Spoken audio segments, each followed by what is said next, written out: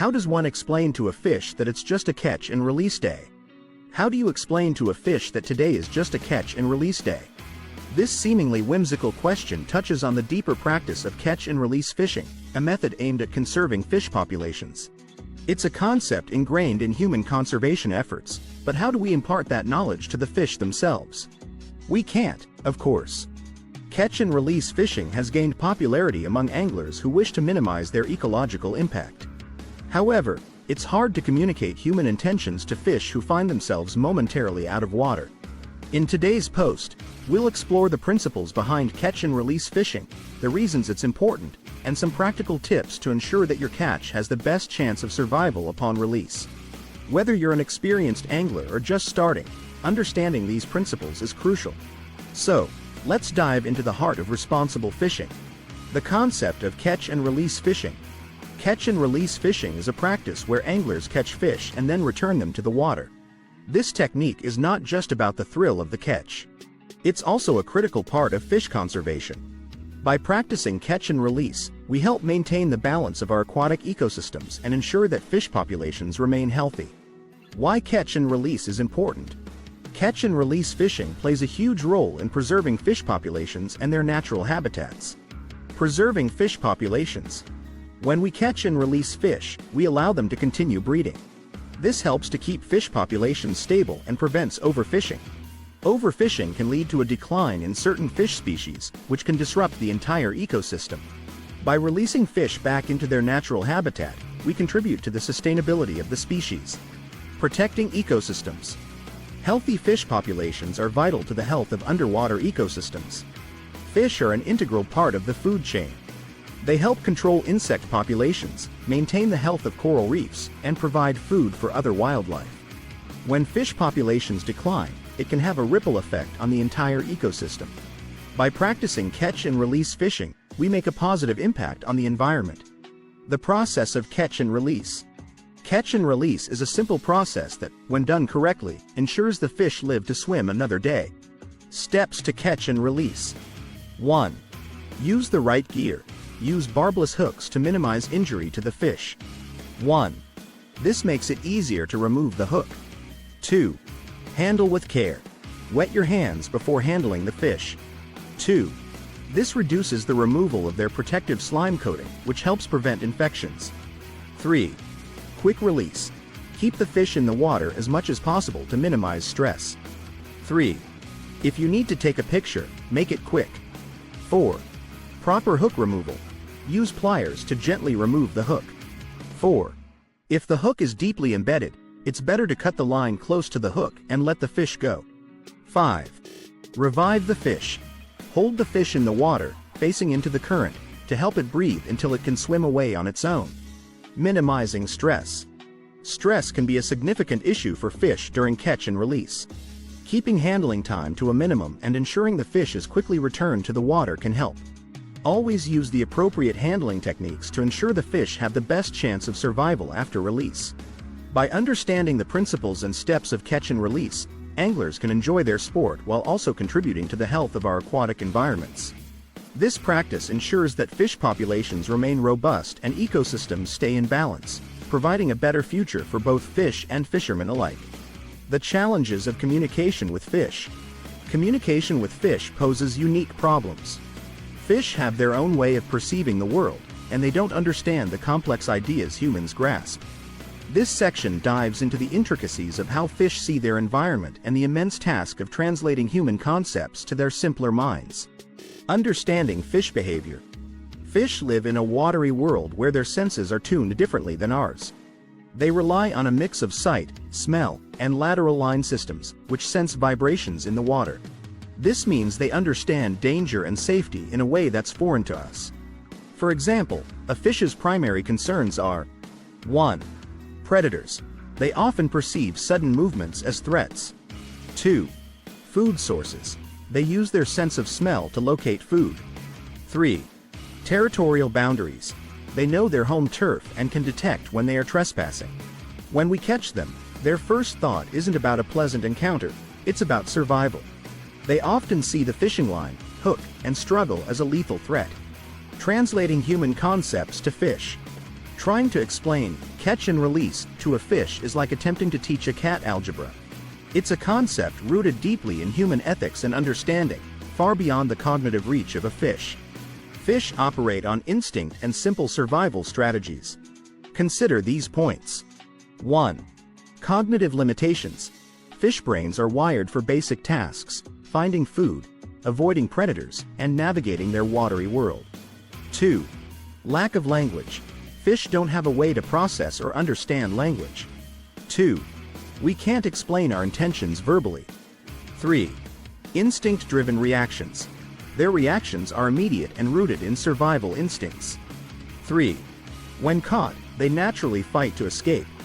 The idea of catch and release is born from a human desire to balance sport with conservation. But to a fish, each catch represents danger, not a momentary risk with a safe outcome. In essence, while we may find joy in the sport and practice conservation through catch and release, to a fish, it's an event filled with fear and confusion. This gap in understanding highlights the fundamental challenges in communicating across species with vastly different cognitive frameworks. This insight lets us appreciate the broader implications of our actions, encouraging a more thoughtful approach to how we interact with these underwater creatures. Hypothetical scenarios of explaining catch and release. Imagine trying to communicate with a fish about what a catch and release day means. While fish can't understand words, there are creative ways we might use to convey this concept. Using visual cues and signals. Fish rely heavily on their sense of sight. So, what if we used visual cues to explain catch and release? 1. Hand gestures. Imagine using your hands to mimic the process. 1. You could demonstrate the catch by cupping your hands together, then slowly opening them to show the release.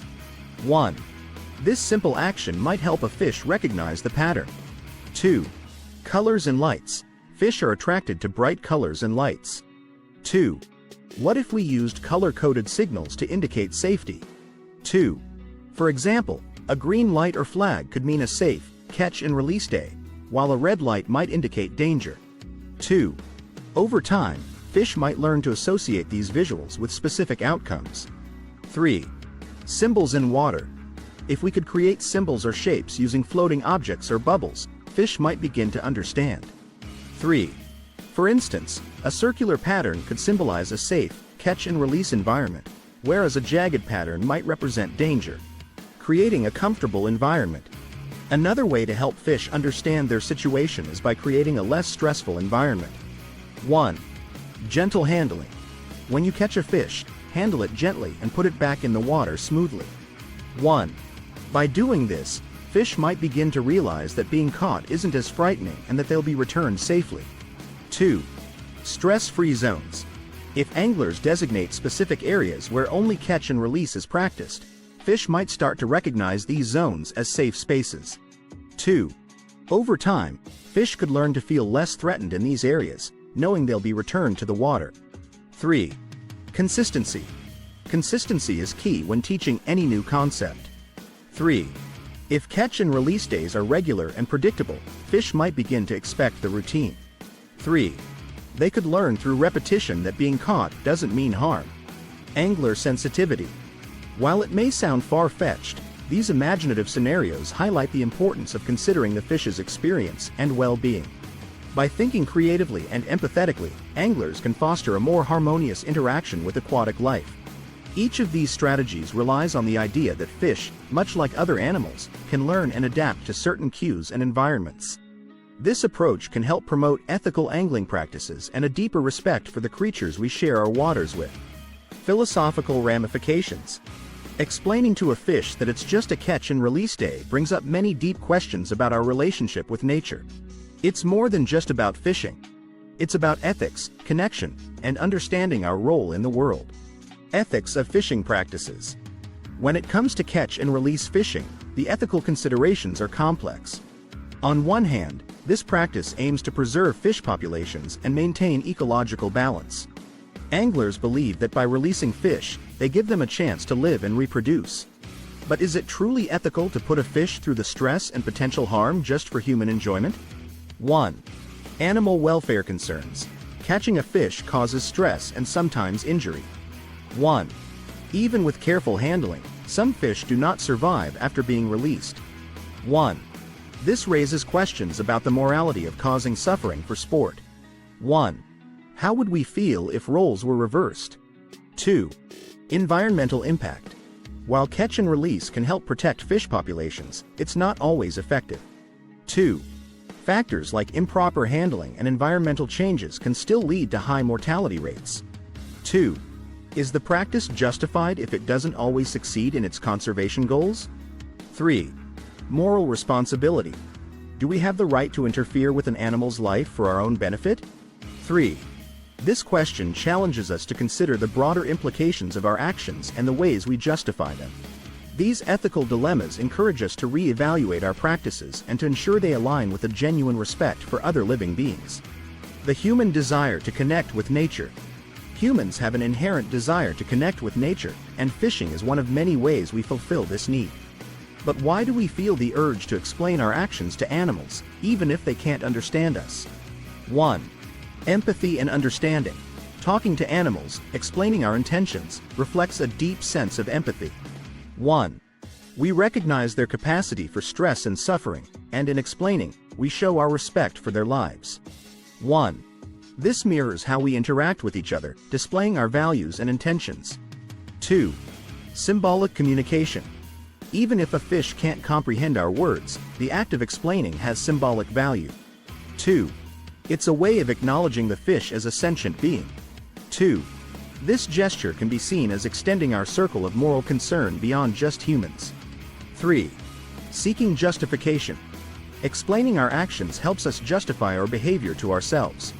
3. It reassures us that we're acting ethically, even in activities that cause stress to other beings. 3. It's a way to reconcile our enjoyment with our sense of morality. 4. Connecting on a deeper level. When we speak to animals, we bridge a gap between humans and nature. 4. This connection highlights our desire to be a part of the natural world, understanding that we are all interconnected. Reflecting on these motivations shows that our interactions with animals are more than just physical. They are deeply tied to our emotions, ethics, and the way we see our place in the world. By exploring these philosophical ramifications, we gain a deeper understanding of our actions and their broader impact. This understanding can lead to more thoughtful and compassionate choices in our interactions with nature. Conclusion.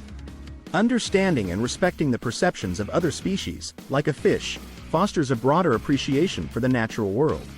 While true communication with a fish is impossible, recognizing its experiences can guide more humane interactions. Reflect on how catch and release practices impact fish, respecting their brief ordeal and ensuring their survival and well-being.